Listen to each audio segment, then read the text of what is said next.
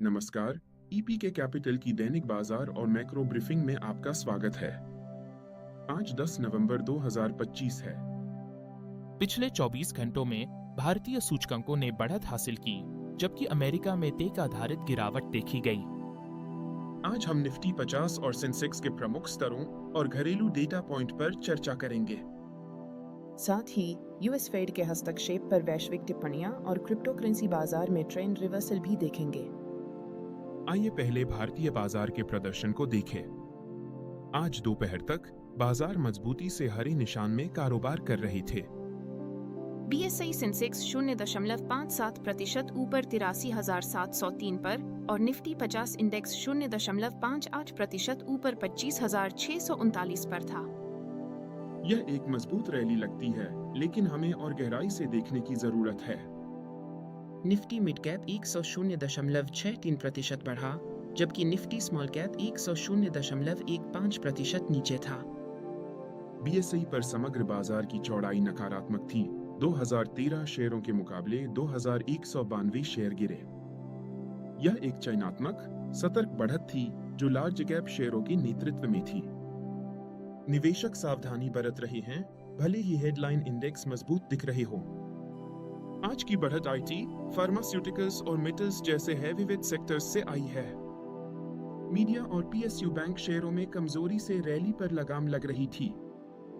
कुछ प्रमुख आय रिपोर्टें भी थीं, जैसे नायका की मूल company FSN ecommerce ventures. Nykaa ने दूसरी तिमाही में 34.43 करोड़ रुपए का शुद्ध लाभ दर्ज किया, जो 3.4 गुना की वृद्धि है। इसके विपरीत सिग्नेचर ग्लोबल ने 46.86 करोड़ रुपए का शुद्ध घाटा दर्ज किया। आज भारतीय बाजार के लिए सबसे बड़ा चालक वह है जो होने वाला है बुधवार 12 नवंबर। उस दिन सरकार अक्टूबर महीने के लिए उपभोक्ता मूल्य सूचकांक डेटा जारी करेगी। यह डेटा भारतीय रिजर्व बैंक के ब्याज दरों पर अगले कदम को प्रभावित करेगा। एक अंतिम घरेलू मैक्रो बिंदु, भारत का विदेशी मुद्रा भंडार $5.6 बिलियन तक गिर गया, जो रुपए के लिए नकारात्मक है। अब वैश्विक तस्वीर पर बात करते हैं, क्योंकि यही मुख्य संघर्ष निहित है। पिछले हफ्ते नैस्डैक 3.1% गिर गया, जो अप्रैल के बाद से सबसे खराब हफ्ता था। आईएमएफ ने चेतावनी दी कि बाजार आत्मसंतुष्ट ने और अचानक तेज सुधार के जोखिम में है। अमेरिकी सरकार का शटडाउन भी व्यवधान पैदा कर रहा है, जिसमें 2100 से अधिक उड़ानें रद्द हुई है। तो अगर अमेरिकी बाजार कमजोर है, तो भारत ऊपर क्यों था? ट्रेडर्स तात्कालिक सकारात्मक संकेतों पर केंद्रित थे। यूरोपीय बाजार उच्च स्तर पर खुले और एशियाई बाजारों ने भी बढ़त हासिल की। भारतीय बाजार ने अमेरिका के बजाय यूरोप और एशिया के सकारात्मक संकेतों का पालन किया। अमेरिका में अस्थिरता सिर्फ आर्थिक नहीं, बल्कि राजनीतिक भी है और वैश्विक नेता इस पर ध्यान दे रहे हैं। ईसीबी के उपाध्यक्ष लुइस डी गिंडोस ने यूएस फेडरल रिजर्व पर राजनीतिक हस्तक्षेप पर टिप्पणी की।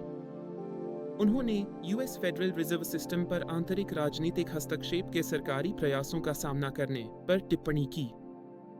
उन्होंने कहा, केंद्रीय बैंक की स्वतंत्रता महत्वपूर्ण है, क्योंकि यह मुद्रास्फीति को नियंत्रण में रखने का सबसे अच्छा तरीका है। यदि सरकार पर निर्भर है, तो मौद्रिक नीति राजकोषीय नीति की सेवा में हो सकती है और यह विश्वास के लिए हानिकारक है। वैश्विक वित्तीय नेताओं को चिंता है कि यूएस फेडरल रिजर्व पर राजनीतिक दबाव उसकी विश्वसनीयता को नुकसान पहुंचा सकता है।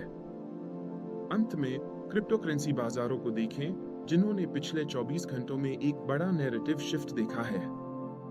बिटकॉइन ईटीएफ पिछले 6 दिनों से आउटफ्लो के एक चिंताजनक ट्रेंड का अनुभव कर रहे थे।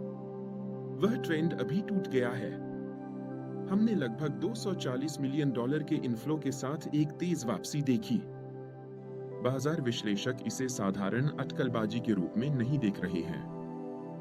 हम सत्ता का एक शांत हस्तांतरण देख रहे हैं, क्योंकि लीवरेज्ड सट्टेबाज बाहर निकल रहे हैं और संस्थागत खिलाड़ी खरीद रहे हैं। यह एसेट में विश्वास की मजबूती का संकेत देता है। इसे चक्रीय व्यापार से दीर्घकालिक आवंटन में ले जाता है।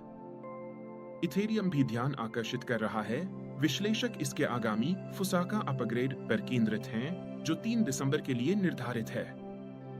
यह अपग्रेड इथेरियम की स्केलेबिलिटी और दक्षता को हल करेगा और कुछ विश्लेषक साल के अंत तक ETH के लिए $6,000 तक की चाल का पूर्वानुमान लगा रहे हैं। आज की रिपोर्ट का सारांश। भारतीय बाजारों ने लार्ज कैप IT और फार्मा शेयरों के नेतृत्व में बढ़त हासिल की। रैली सतर्क थी और बुधवार का CPI मुद्रास्फीति डेटा प्रमुख घरेलू घटना है।